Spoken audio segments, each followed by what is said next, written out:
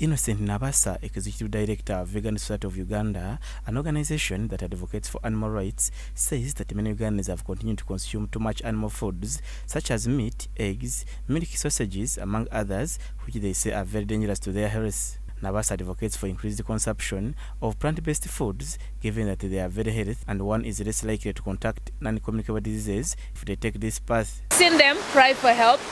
If you've ever tried to slaughter a chicken for dinner, you've seen it struggle to stay alive.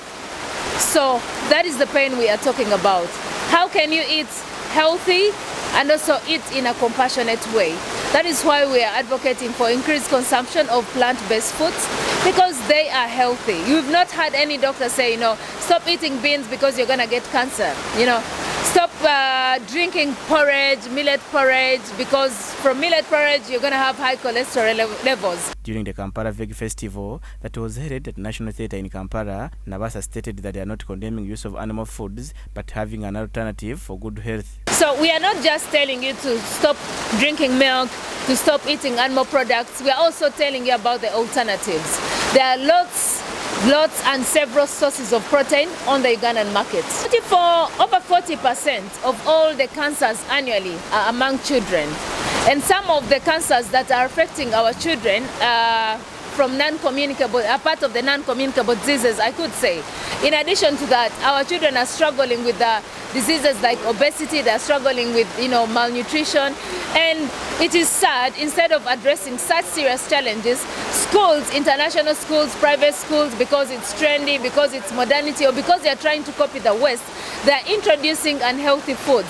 Meanwhile, Paul Kasenen, a medical doctor and nutrition educator, urged Ugandans to at least consume only 10% of animal foods a week for their good health. So I'm not here to say animal foods are bad for our health.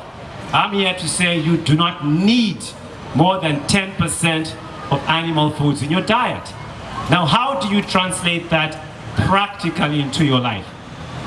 Number one, think of the number 300. You only need a maximum of 300 grams of animal foods in your diet per week.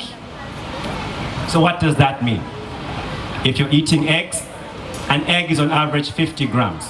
So 2 eggs is 100 grams. A drumstick of organic chicken is 100 grams. So now you're at 200 grams. A small piece of fish, 50 grams, 100 grams, and that's it. So 2 eggs, 1 drumstick of chicken, 1 piece of fish is all your body needs in a week. Now, if you eat this way, you will be healthy. I also want to say, in my opinion, the easiest way to do this, if you live in Uganda, is just hold off your animal food consumption to the weekend. Animal foods include meat, chicken, eggs, sausages, milk, among others. He adds that those that also consume animal foods should opt for healthy ones which are organic. These animal foods have to be healthy foods.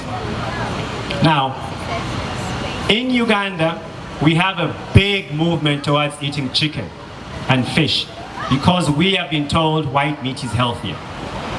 But with this movement, the commercial interests mean many people are now doing concentrated animal feeding operations, and they are growing or rearing chicken in ways that are so unhealthy.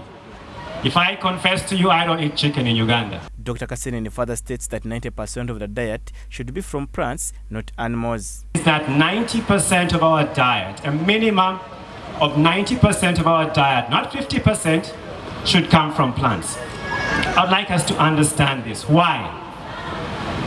Human beings, we are primates. And I always say, instead of diving into deep science, just open your mouth and look at your teeth and compare these teeth with animals that eat meat and animals that eat plants. It is quite obvious that our digestive system, just like primates, the chimpanzees and the gorillas, is designed to eat plants. Julius Muhumuza, Church of Uganda Family TV, News at 8.